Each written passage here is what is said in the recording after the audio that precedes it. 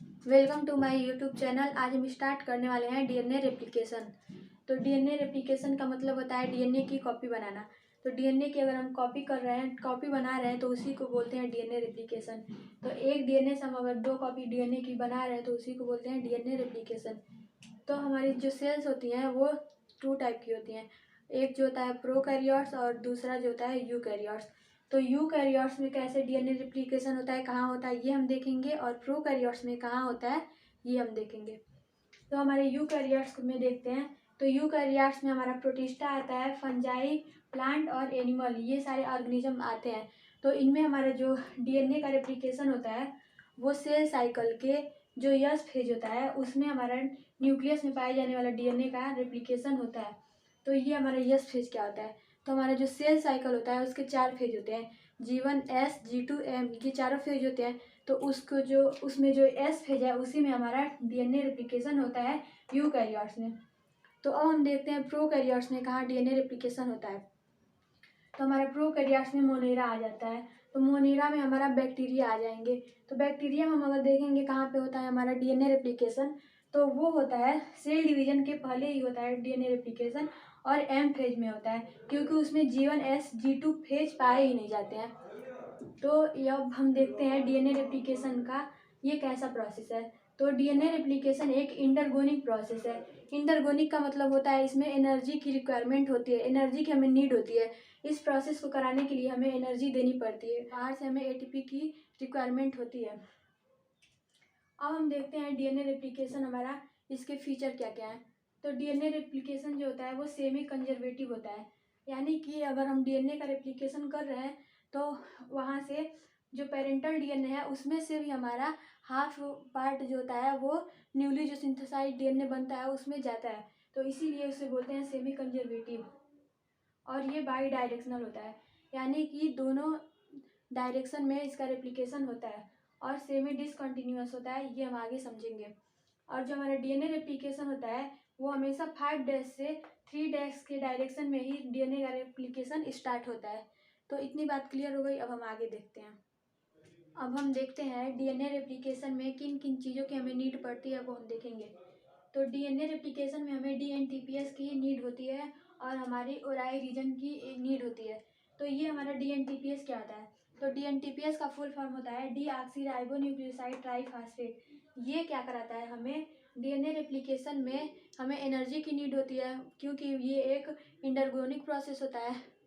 तो इसमें हमें एनर्जी की नीड होती है। तो ये एनर्जी हमारा डीएनटीपीएस प्रोवाइड कराता है, और वो एनर्जी वो एटीपी के फॉर्म में करा सकता है, जीटीपी के रूप में, टीटीपी के रूप में एंड सीटीपी के रूप में प्रोवाइड करा सकता है।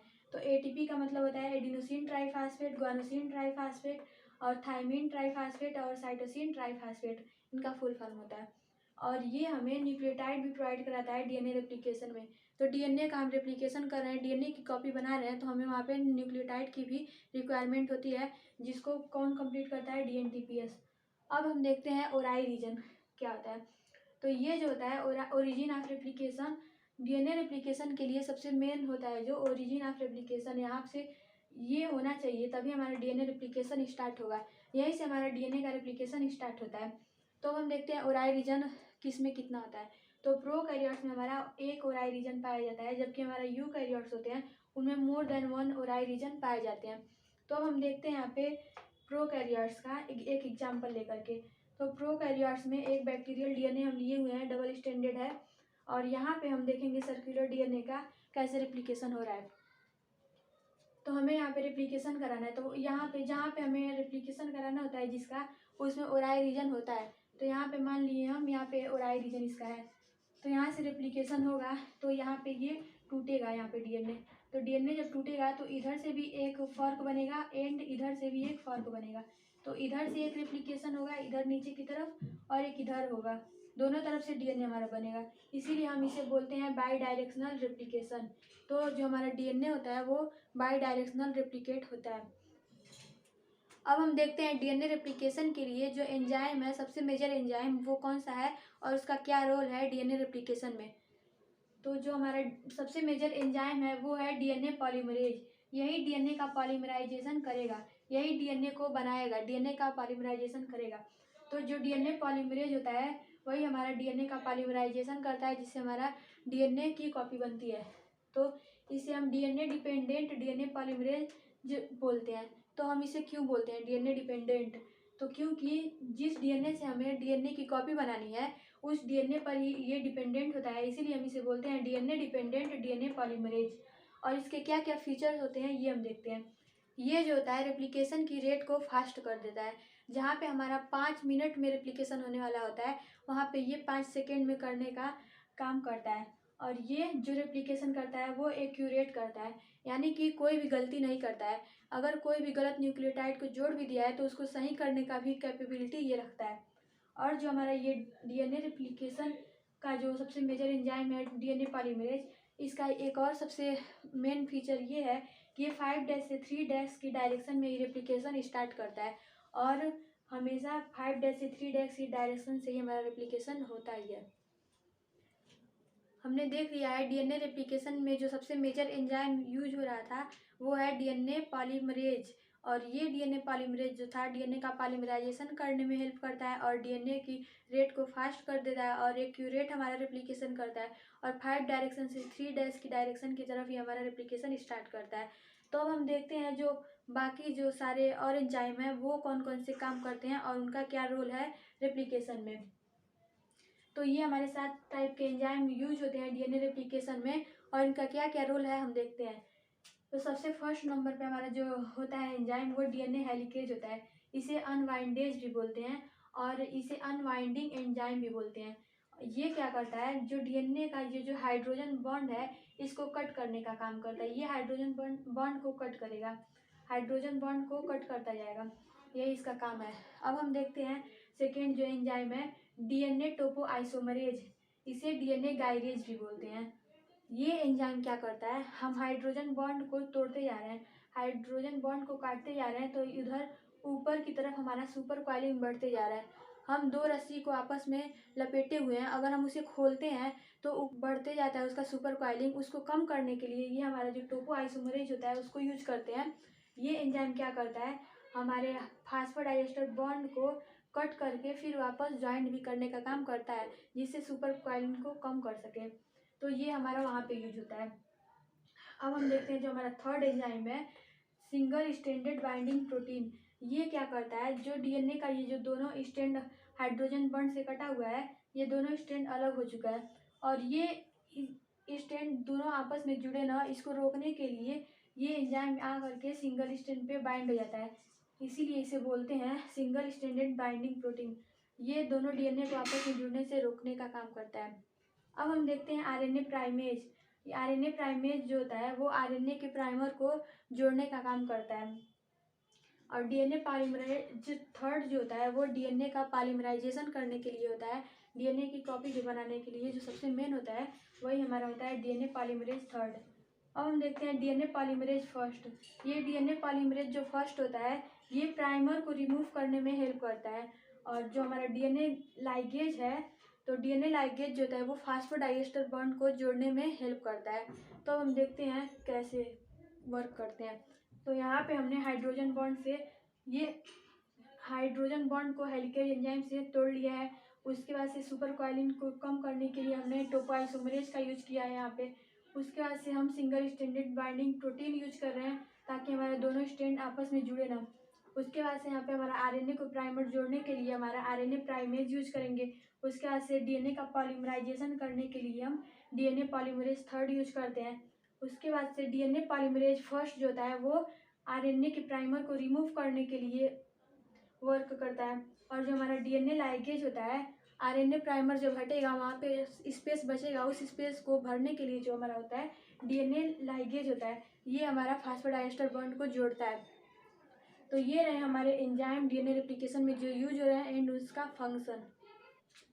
हमने जो डीएनए में एंजाइम यूज हो रहे हैं उन्हें देख लिया, अब उनके फंक्शन भी देख लिए हैं और अब हम देखेंगे उसका मैकेनिज्म जो होता है डीएनए रेप्लिकेशन कैसे होता है। तो डीएनए रेप्लिकेशन को देखते हैं हम कैसे होता है और कौन कौन से एंजाइम कैसे कैसे यूज होते हैं और क्या क्या वो फंक्शन करते हैं। तो डीएनए रेप्लिकेशन में हम एक डीएनए का सेगमेंट लिए हुए हैं और इसके हाइड्रोजन बॉन्ड को हेलिकेज से तोड़ दिए हैं। उसके बाद हम सुपर कॉइलिंग को कम करने के लिए टोपोआइसोमरेज का यूज किए हैं। और जब सुपर कॉइलिंग कम हो चुकी है, ये दोनों स्ट्रैंड अलग हो चुके हैं, तो ये दोनों स्ट्रैंड आपस में जुड़ भी सकते हैं। तो इन दोनों स्ट्रैंड को जोड़ने के लिए हम सिंगल स्ट्रैंडेड बाइंडिंग प्रोटीन यहाँ पे जोड़ देते हैं ताकि दोनों स्ट्रैंड जुड़े ना आपस में। तो हम देखते हैं रेप्लिकेशन कैसे होता है। तो यहाँ पे हम एक डीएनए का सेगमेंट लिए हुए हैं, तो इसे हमने हाइड्रोजन बॉन्ड को कट कर दिया है और सिंगल स्ट्रैंड बाइंडिंग प्रोटीन जोड़ दिया है ताकि हमारा रेप्लिकेशन का हो सके, यहाँ पे दोनों स्ट्रैंड आपस में जुड़ ना सके। अब हम देखते हैं जो हमारा डीएनए पॉलीमरेज होता है वो हमारा रेप्लिकेशन के लिए जो सबसे मेन एंजाइम होता है उसके बारे में। तो वो जो होता है क्या करता है, डीएनए का रेप्लिकेशन खुद स्टार्ट नहीं कर सकता है। उसे स्टार्ट करने के लिए उसे ज़रूरत होती है आरएनए प्राइमर की। जिस तरीके से हमें घर बनाने के लिए हमें नींव पहले डालना पड़ता है, तब जाके हमें उसके ऊपर से ईंट जोड़ जोड़ करके हम घर बनाते हैं, उसी तरीके से जो डीएनए पॉलीमरेज होता है वो नींव खुद नहीं बना पाता है। उसे नींव बनाने के लिए हमें आरएनए प्राइमर की ज़रूरत होती है। तो आरएनए प्राइमर को हम जोड़ते हैं। तो आरएनए प्राइमर को जोड़ने के लिए हमारा आरएनए प्राइमेज यूज करते हैं। अब आरएनए प्राइमर जुड़ चुका है और उस पर ईंट जोड़ने का जो काम होता है, जैसे नींव के ऊपर हम ईंट जोड़ करके घर बनाते हैं, उस तरीके से ईंट जोड़ने का काम होता है। जैसे न्यूक्लियोटाइड जोड़ने का काम इसमें होगा, वो कौन करेगा, डीएनए पॉलीमरेज। तो डीएनए पॉलीमरेज यहाँ पे पॉलीमराइजेशन करेगा और हमारा रेप्लिकेशन होता जाएगा। और रेप्लिकेशन हमेशा 5' से 3' की होगा। और इधर हमारा डिसकंटिन्यूअस रेप्लिकेशन होगा, यानी कि टुकड़ों में होगा। और इन टुकड़ों को बोलते हैं ओकाजाकी फ्रेगमेंट। और हमारा यहाँ पे भी आरएनए प्राइमर जुड़ करके रेप्लिकेशन होता जाएगा। अब हमारा रेप्लिकेशन होता जा रहा है। अब हमें रेप्लिकेशन को रोकना है। तो रेप्लिकेशन को रोकने के लिए हमें क्या करना होगा, आरएनए प्राइमर को हटाना होगा। तो उस आरएनए प्राइमर को हटाने के लिए हम क्या करते हैं, डीएनए पॉलीमरेज फर्स्ट का यूज करते हैं। तो जो डीएनए पॉलीमरेज फर्स्ट होता है वो हमारा आरएनए प्राइमर को रिमूव करने का काम करता है। तो हम आरएनए प्राइमर तो हम यहाँ पे आरएनए प्राइमर को हटाने के लिए, इस आरएनए प्राइमर को रिमूव कराने के लिए हम कौन सा यूज करेंगे एंजाइम, तो डीएनए पॉलीमरेज फर्स्ट। ये आरएनए प्राइमर को रिमूव कर देगा। तो जब रिमूव कर देगा, यहाँ से भी रिमूव कर देगा, यहाँ से भी रिमूव कर देगा, तो अब तो रिमूव हो चुका है। तो यहाँ पे जो स्पेस बच रहा है, यहाँ पे जो स्पेस बच रहा है, इस स्पेस को भरने का काम जो कौन करता है, डीएनए लाइगेज। डीएनए लाइगेज जो होता है वो इन फास्फोडाइस्टर बॉन्ड को जोड़ने का काम करता है। इस तरीके से हमारा जोड़ देगा और हमारा यहाँ पे रेप्लिकेशन हो जाएगा, हमारा डीएनए का स्ट्रैंड बन जाएगा। तो एक डीएनए से हमारा यहाँ पे दो डीएनए बन चुका है। तो इन्हीं को बोलते हैं हम रेप्लिकेशन। तो जहाँ पे हमारा कॉन्टिन्यूअस रेप्लिकेशन हो रहा है उसे लीडिंग स्ट्रैंड बोलते हैं, और जहाँ पे हमारा डिसकंटिन्यूअस रेप्लिकेशन होता है उन्हें हम बोलते हैं लैगिंग स्ट्रैंड। तो यही है हमारा डीएनए रेप्लिकेशन का मैकेनिज्म। अगर वीडियो अच्छी लगी तो प्लीज़ लाइक करें, शेयर करें एंड चैनल को सब्सक्राइब करना ना भूलें। Thanks for watching.